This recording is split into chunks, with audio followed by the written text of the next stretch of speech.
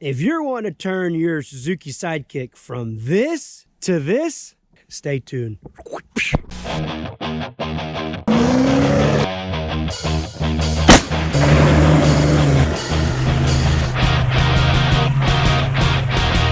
Welcome to Texas Beard Adventures. I'm Brad Henry, your host, and today we're showing you how to take the doors off your Suzuki Sidekick. This also kind of loosely applies to the Suzuki Samurai. Same principle. I think they actually sell some kits. There might be some kits to do this on the Suzuki Sidekick as well. But really, you don't need to waste your money on those kits. I mean, unless I'm selling them, then please buy them. But I'm not. So, with that being said, all you got to do is go either to your local hardware store, or I'll put a link down below to Amazon where you can purchase a hitch pin, or as they say in county line, a lock pin. And this is a square bail. And what I mean by that is, so here's the lock pin, okay? It's got this is the bail. It's got a square bail. So when I was experimenting with this, I bought round bail lock pins or hitch pins. And the round bail actually interferes with the door closing, okay? So it gets in the way. Don't mind all the nasty stuff. I just lubed these up a minute ago, but it gets in the way with the door closing. So you want to go ahead and make sure you get a square bail, 5/16 lock pin or hitch pin. Let's get to it. All right, so I've got the door off. This is the driver door. I've got it off for demonstration purposes. All right, you're going to see this pin with a little cotter on it, okay? And that cotter is going to lock. There's a little groove down at the bottom. I'll go ahead and pull it out so you can see it. There's a little groove down at the bottom, and that's what that cotter key goes into. So you get you a pair of channel locks or a pair of needle nose or a flathead screwdriver, and you pry that little pin off, the key off, okay? And then you'll have this one on the top, and then you'll have this one on the bottom. So that's the first step. You take that key off, okay? And before you pull these out, you need to go ahead and do a couple other things. One is, these are the wires going to the mirrors, okay? Now, I really didn't care that they were connected or disconnected, because when I wanted to move the mirrors, I would just stick my hand out the window and move the mirror.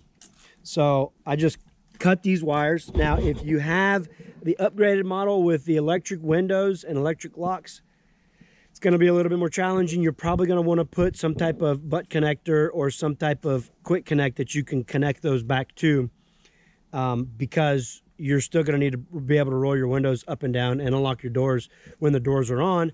When they're off, it's not an issue, but you understand what I'm saying. So cut these 3 wires.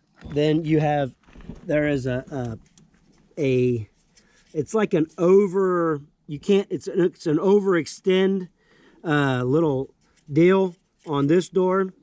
So I went ahead and I unbolted that. I don't have a picture of what that looks like. You're just gonna have to take my word for it, and you'll see it on your door when you open it.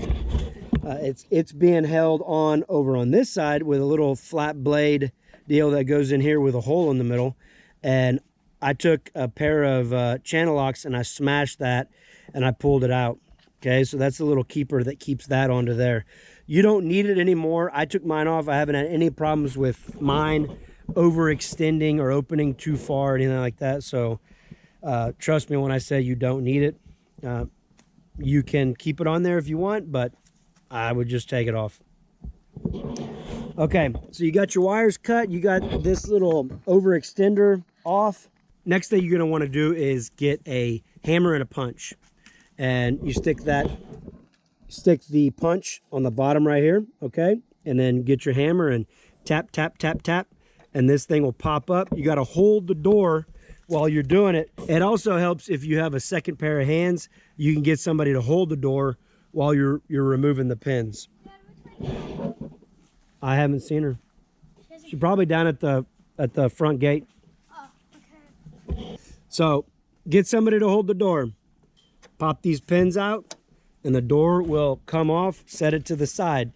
They are pretty heavy. Probably weigh, if I had to guess, 40 to 50 pounds. So just be careful. Don't let that door fall on your feet or something like that. That would hurt. Hey, what are you doing? All right, so I recommend going through and taking all the doors off, taking all the pins loose, the factory pins with the keepers, cut the wires. There's only wires in the front of the vehicle because the back don't have any mirrors, and these are these are manual door locks and manual windows. So there is no other electronics on these. Then what I would do is I would make sure you got all your hitch pins that you need. You're going to need 2, 4, 6, 8. You're going to need 8 hitch pins. And then you can go ahead and put them back together. One tip is that the top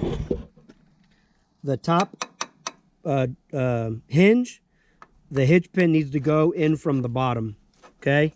And the reason for that is there is not enough room on the top side of the door. This curve and then this joint right here gets in the way. There's not enough room. So you have to go in from the bottom on the top, and then on the bottom you can go in on the top. So top, bottom up, bottom, top down, okay? So I'm gonna go ahead and demonstrate to you now how I go about putting that in there. And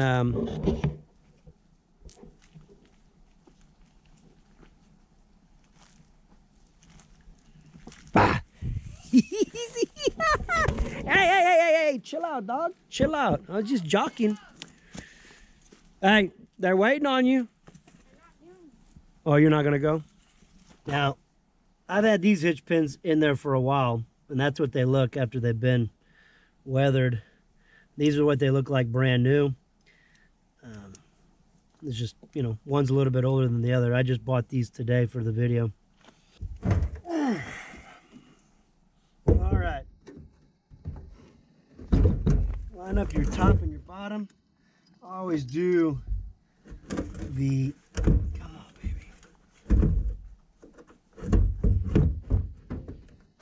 Oh, God dang it.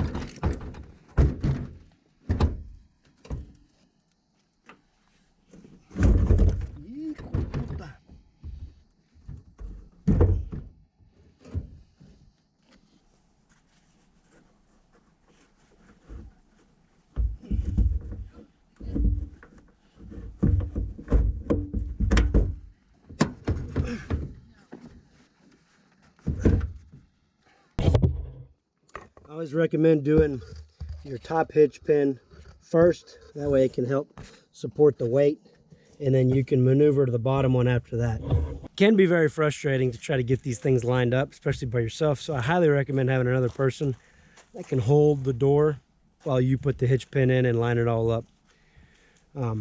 It is doable by yourself, but definitely makes life a lot easier. So got the top one in. I'll go ahead and do the bottom one now.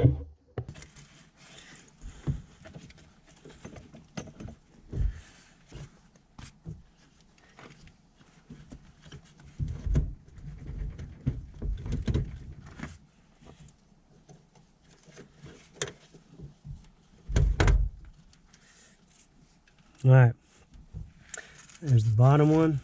You want about a 1/2 inch on the top side because that bolt that holds the hinge bracket on, it interferes with the bail. You don't really need these bails, but I'd like to have them on there for security. I've lost a couple of them on a couple of the other doors. For the most part, they're intact, but see this door now? Swings, it lines up right here, perfect, no problem.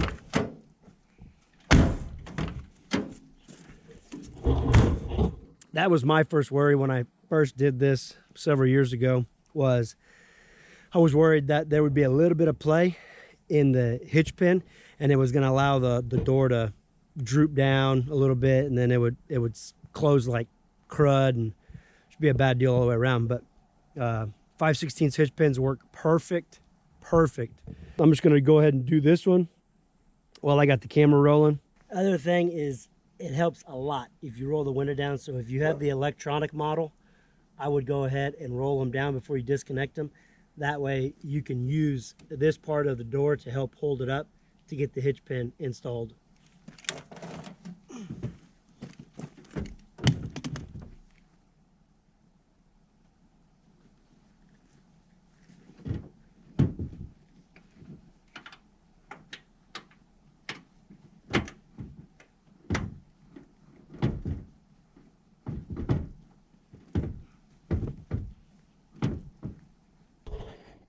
All right, got the ones in the back installed. Remember, bottom one, top down, top one, bottom up. And then, there we go. See? Closes like a dream. No problemi. I hope you enjoyed this episode of Texas Beard Adventures. Do me a favor, if you're new to my channel, consider subscribing and hitting the notification bell so you know when I post new videos. Check me out on Instagram at Texas Beard Adventures. Me and the wife, the kitties, do all kinds of cool stuff with it. And I'll catch you on the flip side. You dang hillbillies!